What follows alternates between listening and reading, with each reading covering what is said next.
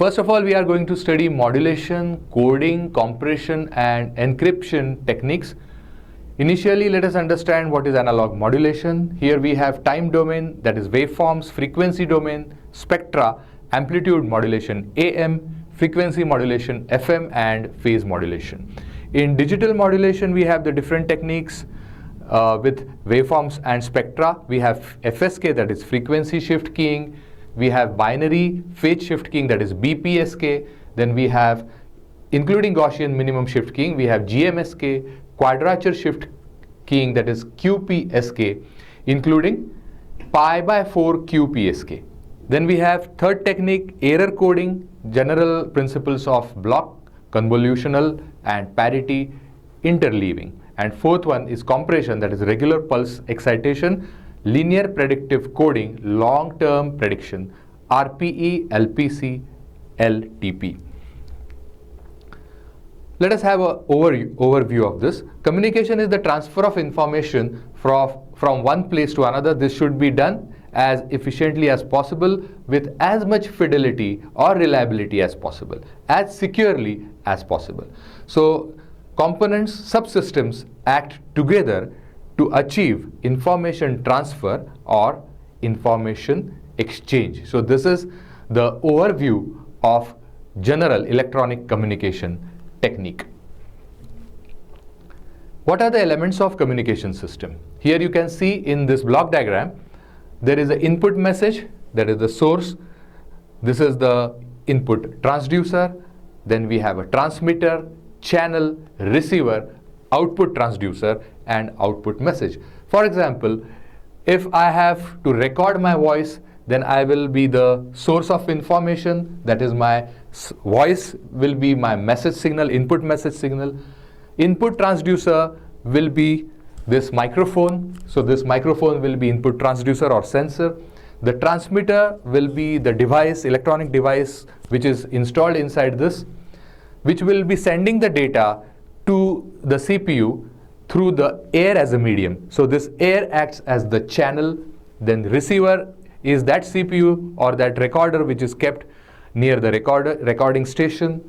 And then there will be output transducer, which will be preferably after the mixer and the amplifier, it will be nothing but the loudspeaker, which will be converting my voice back to the original information or voice signal. So this is general elements of communication system. So here we can go and discuss about the input transducer, then transmitter and so on in detail. Remember one thing, there will be always some noise introduced in the channel. So in most of the block diagrams which we see in the communication books, electronic communication, the channel is shown as one input, which is the noise input. It is inevitable in every type of electronic communication, whether it is wired communication or whether it is wireless communication. Then we have receiver and then we have output. Understand what does EM spectrum look like, or electromagnetic wave spectrum.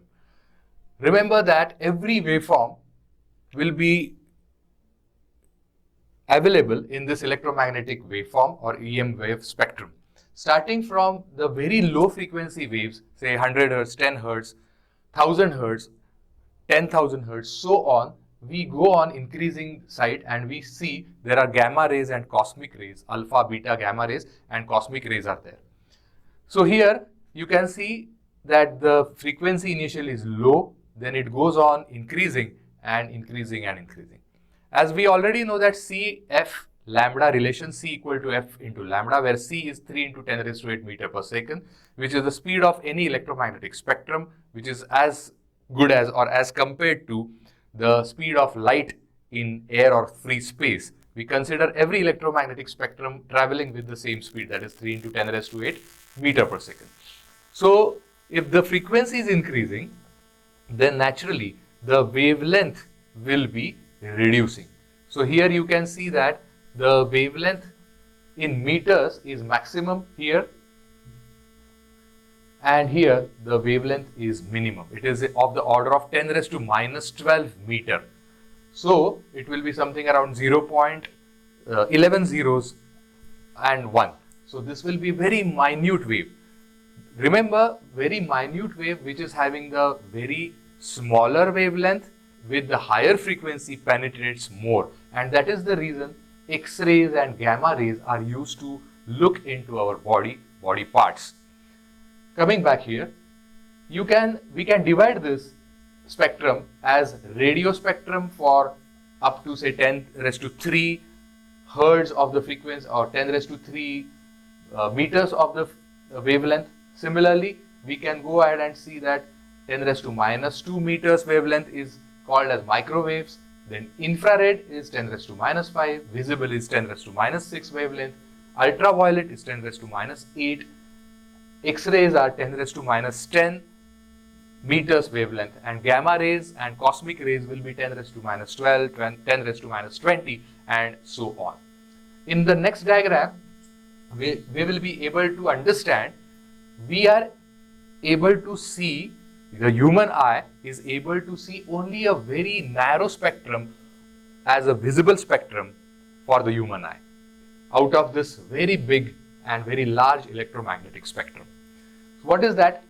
As we already know that it starts from the violet on the left side and it goes up to red on the right hand side.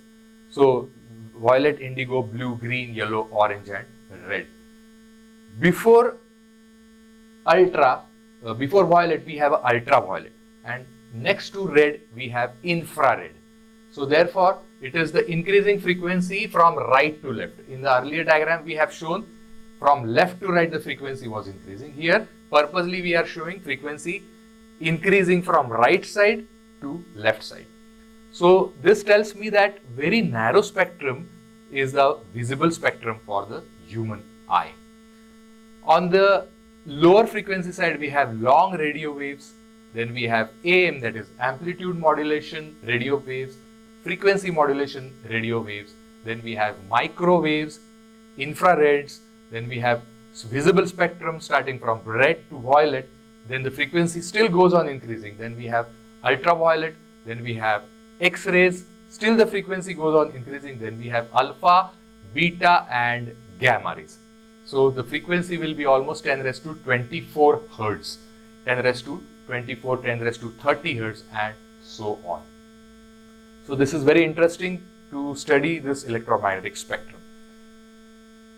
If I can show, you can see here that 1 megameter is the wavelength, and on this side 1 micrometer is the wavelength.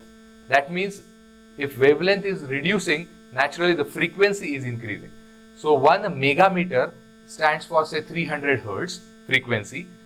This band is called as VLF, very low frequency band. Then we have low frequency, then medium frequency of 3 megahertz, high frequency, VHF is very high frequency, UHF is ultra high frequency, SHF is super high frequency, EHF is extremely high frequency, then we have infrareds, visible light, ultraviolet and so on. So these are all the applications which you can see here. So this is the table which shows the propagation mode, then representation of the application, frequency range which is used. You can note it down later on. Then radio wave propagation modes are ground wave propagation. Basically the signal propagates parallel to the earth, and we have the transmitting antenna and the receiving antenna here. So frequencies are up to say 2 megahertz, like AM radio, they are sent using this. Then skywave propagation is the second type, then line of sight propagation is the next type. Then you have analog and digital communication. Few of this part we have already discussed earlier. Let us understand the difference between analog signal and digital signal. Analog signals are nothing but the continuously changing or continuously varying signal with respect to time. Digital signals are discrete signals. Basically, they have the particular values taking place or taking the voltage levels at particular instances of the time. Then we have commonly used the periodic analog signals and non-periodic digital signals. What are periodic analog signals? Sinusoidal waveforms, cosine waveforms, all these are the examples of periodic analog signal because they change with reference to the continuous or some rhythmic period. They have the pattern, so we can depict them with respect to some equation, sinusoidal equation. What are the topics we are going to study and cover fast, because we have studied this in our earlier units. So we will go fast. Here we have a sinusoidal wave which is known to us. This we have studied already in 12th standard trigonometry, which has got the equation of Vt equal to sine omega t plus phi, and this Vt stands for the instantaneous value of the voltage, which will be the voltage plotted on the y-axis. X-axis is nothing but the time in seconds. Two signals with the same phase and frequency, you can have the relation like this. Then you have frequency and period are inverse of each other, which we already know.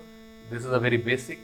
Then we have amplitude shown here. A signal with a frequency of say 12 Hertz is shown, and signal with the frequency of 6 Hertz is shown. So in 1 second we have 12 periods. This means that the frequency is 12 Hertz. In 1 second period, one complete period, if I have a 6 complete cycles, then it is called as 6 Hertz frequency. Units of period and frequency are already known to us. We will skip this. The period of a signal is 100 millisecond. What is its frequency in kilohertz? That also can be calculated by you. So frequency is nothing but the rate of change with respect to time. Change in a short span of time means high frequency. Change over a long span of time means low frequency. Now let us go ahead and understand the sine waves with the same amplitude frequency but the different phases. What is a phase? Phase or epoch, E-P-O-C-H. Epoch or phase is the starting point of any sinusoidal waveform. So here you have the starting point at 0. Here the starting point is lagging behind towards the minus sign. Here the starting point is still lagging behind. So depending upon the starting point of the sinusoidal waveform, we say that there is no phase difference, so it is a 0 degree phase difference shown here. There is 1/4 of the period is the phase difference in the second case, and 1/2 the period is the phase difference. This is called as 180 degrees phase lag. This is 90 degrees phase lag. Lag means lagging behind. It comes later, and 0 degree no phase change. So these are some examples. I will give it to you later on. Then you have direction of propagation, transmission medium, and wavelength is shown over here, which we have already discussed. The time domain and frequency domain plots of any sine wave are very important. Here you plot a graph of time versus amplitude. So amplitude is a function of time, but in this case we are plotting frequency and amplitude. So amplitude here is the function of frequency. This second graph is called as a frequency domain graph, and the first graph is nothing but the time domain graph. So later on in higher communication studies, we are going to use this kind of the frequency domain plots for comparison. Now time and frequency domains are shown here, enlarged view. Then let us understand the time and domain again. If I have 8 cycles in 1 second, that means the frequency is 8 Hertz. If I want to show this in the frequency domain, I will show the frequency of 8 Hertz as a single point with the amplitude of 5 volts. So this is nothing but the frequency domain representation, and this is the time domain representation of 8 Hertz signal. Similarly, this is for 16 Hertz, time domain, 16 Hertz frequency in the frequency domain with the 5 volts maximum amplitude. Now, frequency domain is more compact and useful when we are dealing with more than one sine wave. For example, the next figure will be showing us this, the time domain and frequency domain of 3 sine waves. So it will be very clear.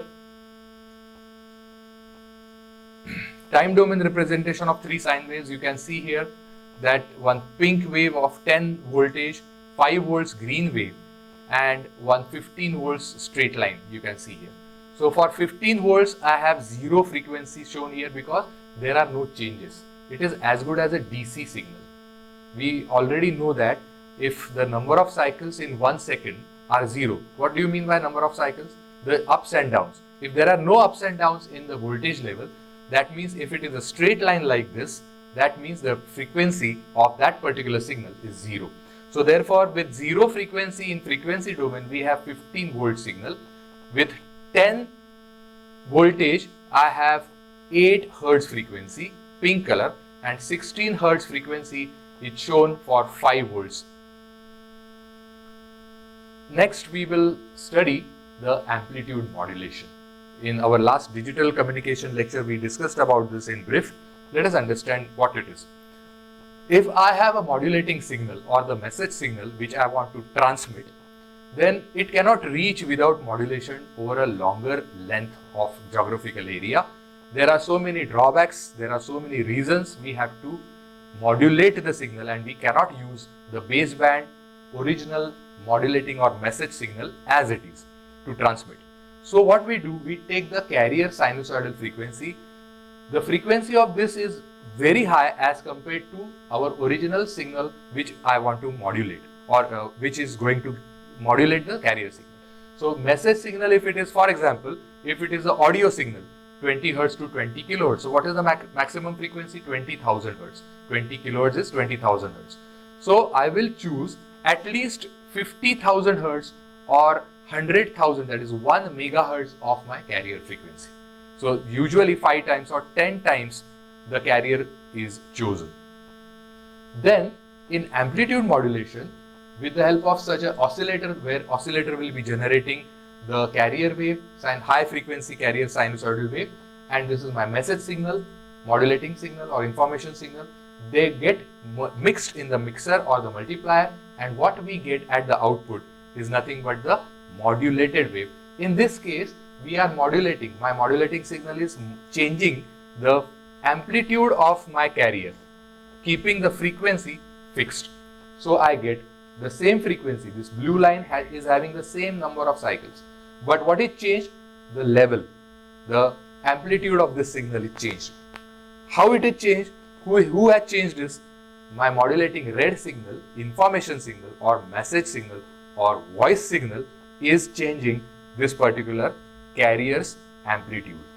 And if I see, look at this dotted line, upper envelope, and lower dotted line, lower envelope, this is the exact replica of my red colored modulating information or voice or message signal. So here you can draw the frequency domain or frequency spectrum as this, where Fc is the center frequency and the bandwidth is 2B. Okay? So this is the basic example of amplitude modulation. The band allocation can be achieved with the help of this AM band allocation diagram. We have 530 kilohertz as the lower frequency in AM and 1700 kilohertz in the is the maximum frequency allocation for any radio station. Then you have frequency modulation. My original signal is the red colored audio modulating signal, message signal or information signal.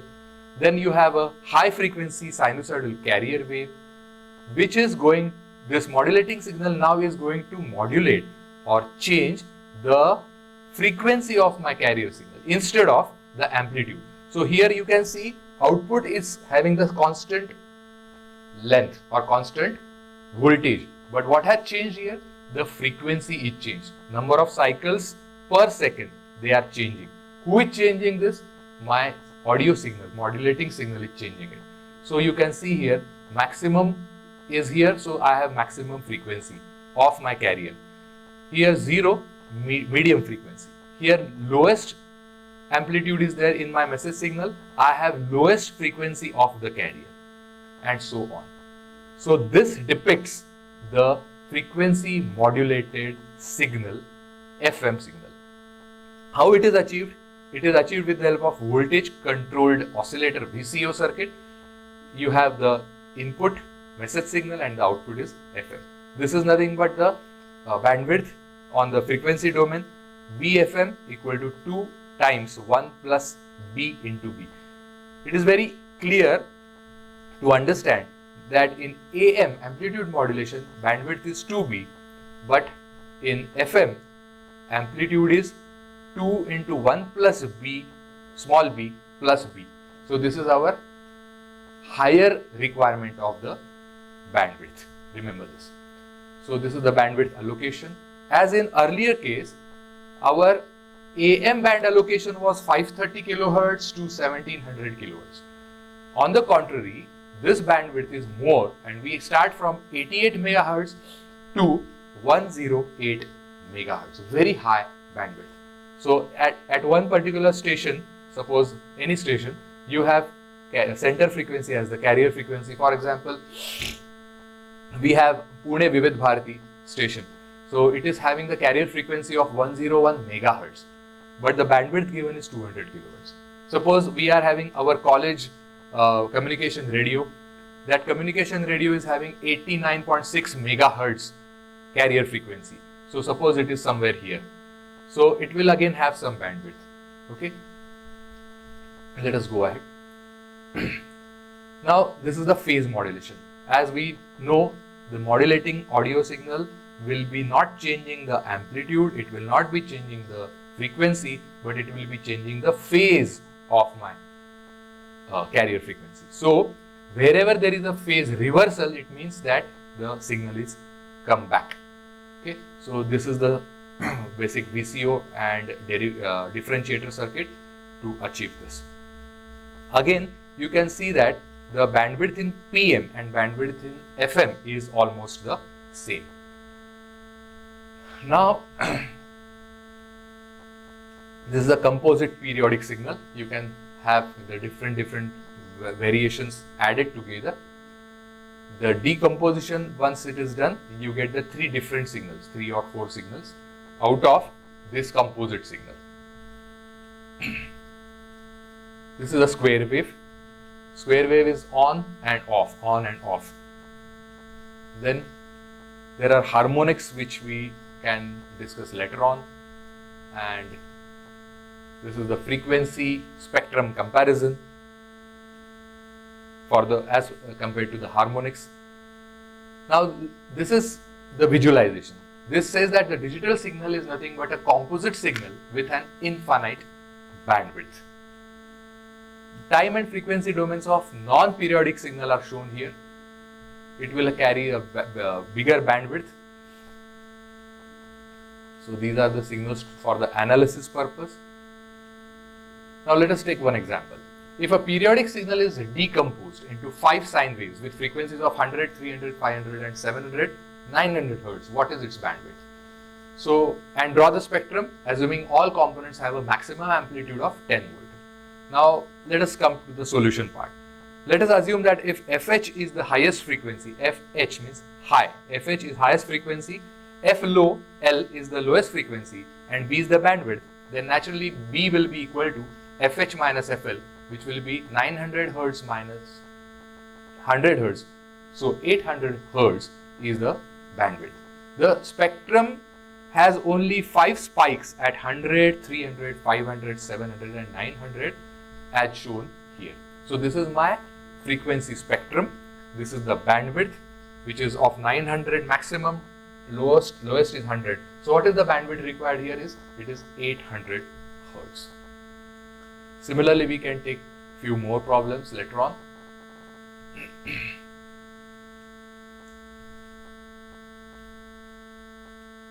Now here, to sum up, there are many kinds of information sources which can be categorized into 2 distinct message categories, analog and digital.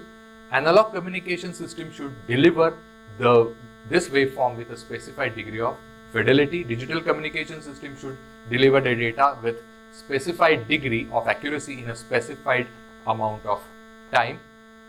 This is a general comparison of digital communication and analog communication. Digital communication advantages are, it is inexpensive, digital circuit they are deployed, privacy is preserved, data encryption is possible, can merge different data, voice, video, data, and transmit over a common digital transmission system, error correction is achieved by coding technique. On the contrary, analog communication is lacking all these things. It is expensive analog components like L and C, no privacy, cannot merge data from different sources, no error correction is possible. But digital communication also has some disadvantages, like it requires larger bandwidth. Synchronization problem is relatively difficult to solve. On the contrary, analog communication has the smaller bandwidth. Synchronization problem is relatively easy. So this is the brief chronology of communication system. 1844, the telegraph was devised. 1876, telephony came into picture. 1904, the radio channels started. Radio broadcast started. 1923 to 1938 in America. Television evolved. 1936, Armstrong's case of FM radio evolved. Then 38 to 45 in World War II, radar and microwave systems evolved. 48 to 50, information theory and coding. Shannon's came up with that, and that is why we remember him by Shannon's channel capacity theorem. 1962, satellite communication began with first Telstar 1. 62 to 66, high-speed digital communication started. 72, Motorola develops cellular telephone, and now after that so many devices have come, so many gadgets have come, and today we are carrying the whole world in our hand with the help of our simple smart phone, which is comprising of each and everything which we have been discussing so far. So let us enjoy the communication, electronic communication, and let us understand more and more about digitization, digital communication, telephony, mobile communications in our later lectures. Thank you very much. All the best.